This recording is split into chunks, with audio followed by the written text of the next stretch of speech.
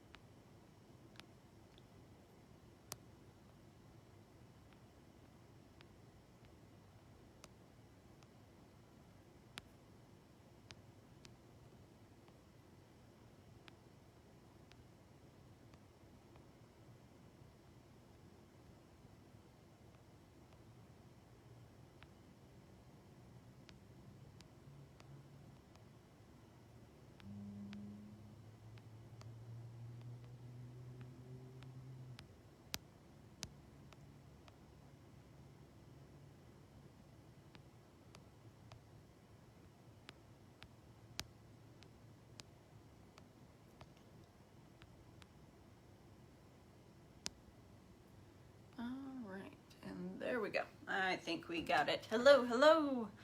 Everybody jumping on. Awesome. So the first chapter that we're going to be going over is why questions are important. And number one, you only get answers to the questions that you ask. So most people are scared to ask questions because they're afraid of looking dumb.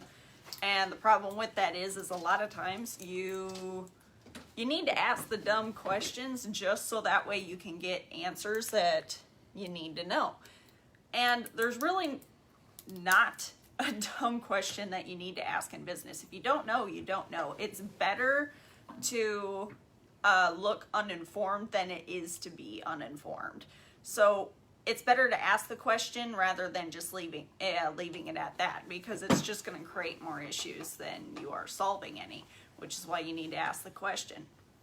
So, what's the difference between somebody with and without profound questions? So without profound questions, you have shallow answers, lack of confidence, poor decision making, live in a mental fog, work on low priorities, and immature processing. With profound questions, you have profound answers, life confidence, wise decision making, crystal clear focus in life, focused on high priorities, and mature processing. So the ability to ask the right question is more than half of the battle of finding the answer. Number two, questions unlock open doors, questions unlock and open doors that otherwise remain closed. So the problem is solving questions. As a leader, you must always be looking forward for the sake of your team. And when you face a problem, you don't know what steps you need to be taken. The advice that need to be taken to advance the team, you want to ask these questions. Why do I have this problem? How do we solve this problem? And what specific steps must we take to solve this problem? Number three, questions are the most effective means of connecting with people. So the word communication comes from the Latin word commus, meaning common. So before we communicate, we must establish commonality. So the greater the commonality, the greater the potential for connection and communication. If you do not establish that connection with somebody, you're really not going to get far with them. So the goal of effective communication is to prompt people to think, me too, not so what. So unfortunately, a lot of times in multiple different companies, we've talked to everybody in many different industries, and one of the problems with certain, not all presentations, but certain presentations, is the information that is given is a so what, not a me too. And sometimes you got to go through your presentation and ask these questions, or are there extra things that you're adding to the presentation that really do not need to be added in?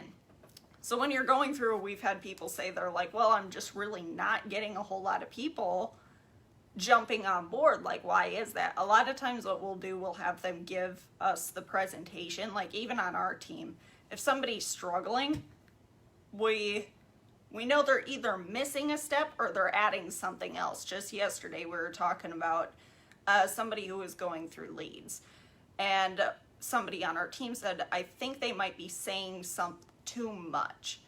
So what we'll end up doing when we sit down with these people, we're like, okay, we see you're struggling and I know you're frustrated. Why don't you give me the presentation so that way I could hear what exactly you're saying? And a lot of times people are giving too much information too quickly, and it is a so what, not a me too. And you want to be given information where it relates, or somebody can relate it to something else. Number 4, question cultivates humility. So humility enables us to be authentic, vulnerable, trustworthy, and intimate with others. So people are open to those who are open to them. Questions help you engage others in conversation. So it took me a little while to learn how to do this, but oh, sorry, I was just looking at it. So it took me a little while to learn this one, but I stuck with form. Once I learned form, it really helped me. And with it, so form is friendly, occupation, recreation, and your message. But when you're just getting to know somebody, I usually stick with the first 3 if they're already on the team. You want to ask questions if they're brand new, and like get to know that person. Like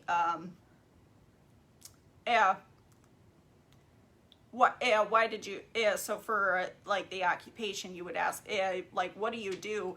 But then ask another question of, why did you choose that career?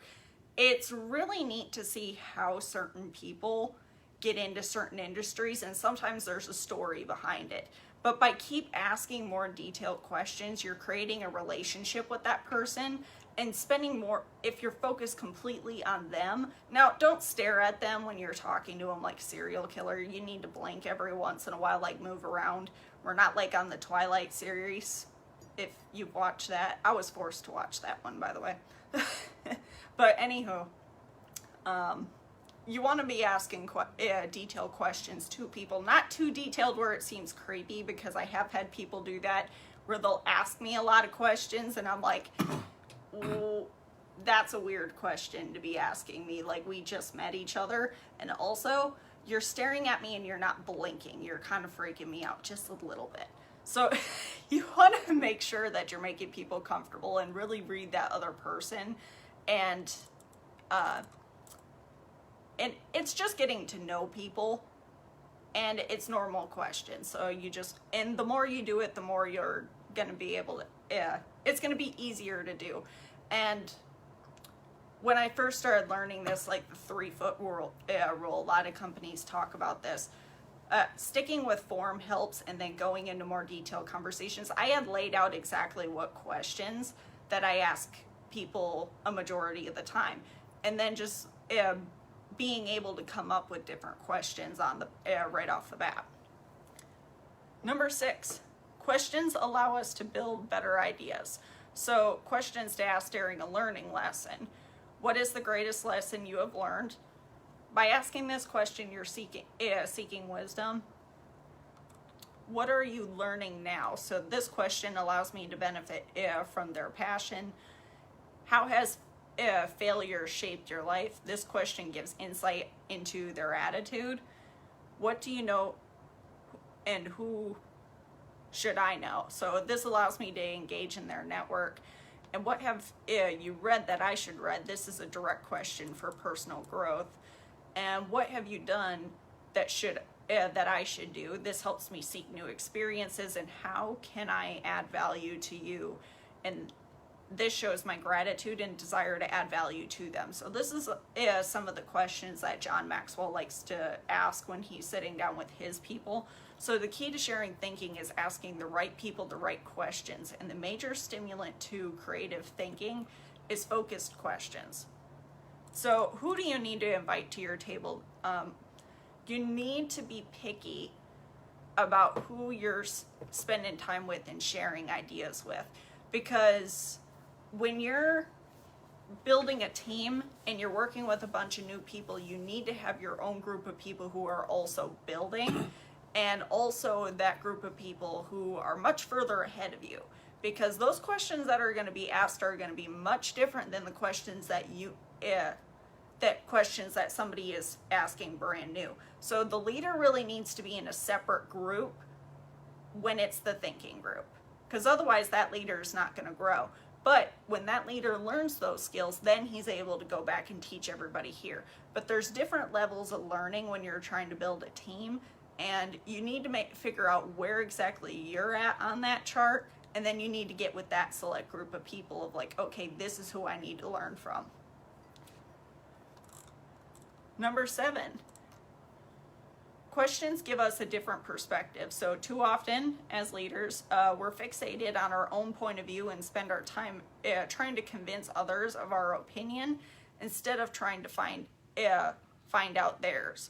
So the true spirit of conversation consists of building another man's observation, not overturning it. So all people's perspectives are different, and most people often make these assumptions about other people. So we believe that people are good at the same things that we're good at, and unfortunately they're not. We believe that people are energized by the same things that we're energized by. They are not.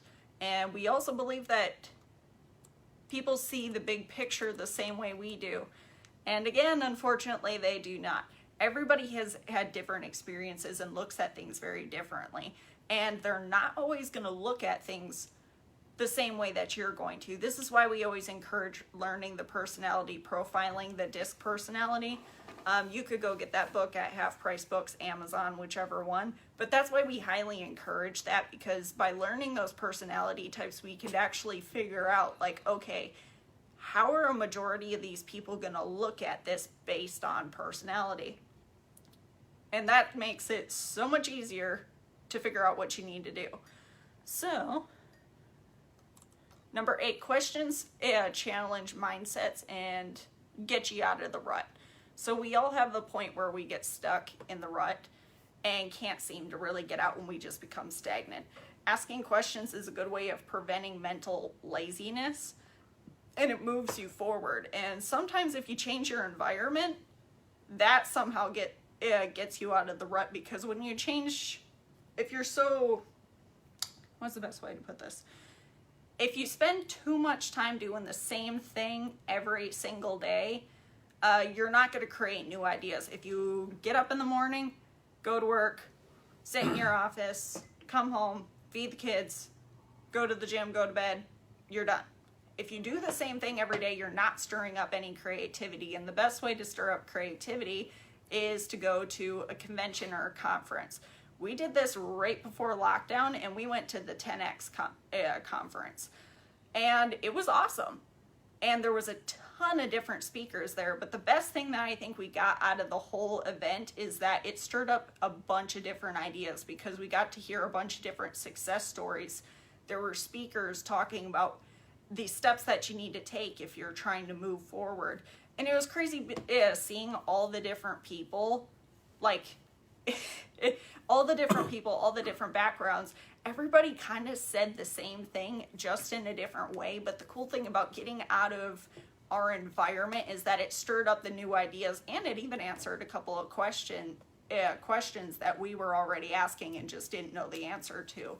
So stirring up your environment and getting yourself out of that comfort zone helps quite a bit.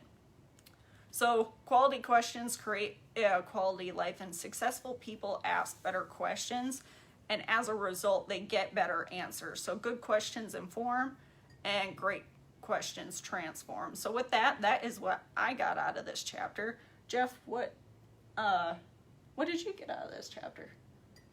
I mean, it was just a reminder of, questions.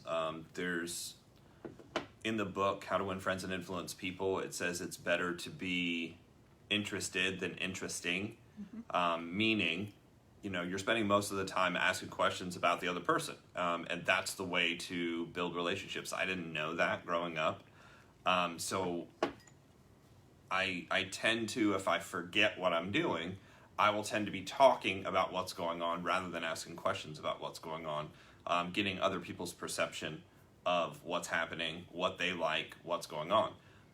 You'll find that most of the people that you like the most are the people who ask you questions the most. As simple as, how was your day? It starts out with that. How was your day? How's things? What's going on? That's how it starts, and then from there, you kind of dig deeper into what's going on. We put together something inside of the school, the MLM Millionaire Academy. Specifically to do this, I realized most people aren't trained to ask those kind of questions. And there is a order in which you can ask those questions to really dig deep and actually get to know somebody very, very quickly. I'm talking about like 45 minutes. You will know more about them than usually their best friend. And it's not really difficult. It's just asking the questions in the right order. That line of questions is something called form, family, occupation, recreation, and then the message, the money, or the motivation. So what I did is I wrote them out and put them in a one-page sheet. It's called the agent profile. We can probably put a link to that in the group, but it's what to ask people when you're getting to know them and kind of getting them rolling and getting them started. So with that being said, that's what I got. Asking questions is what it's all about. If you can learn to do that efficiently, if you can learn that to do selectively, you'll do much better in business. Like you'll do in any business. It doesn't matter what you're in. Real estate, I learned to ask, better questions, what area, what school system, 1-story, 2-story, and it's really fun because if you ask people these kind of questions, even about like in general, like what kind of house do you like? Do you like a ranch? Do you like a 2-story? Oh, I like a ranch. Okay, brick or siding or stone. Oh, well, I kind of like wood. What exterior do you like? What is the best look? I mean, you learn so much about people by just asking those questions. And the reality is if we spent more time asking more questions rather than accusing people of everything, we'd probably do better too. So that's what I got. All right, great. So if you guys would like these notes, we're going to post them in the MLM Lunchtime Leadership Show Facebook group, so you are more than welcome to go over there and get those notes. We do recommend that you read the book, though. It is good to read the book. You can follow along. We do write different things, but if you'd like to see the Cliff Notes, you are more than welcome to have those. And we are also going to be downloading this to YouTube, so go follow us on YouTube as well. So with that, that is what we have for today, and we will see you tomorrow. Yep.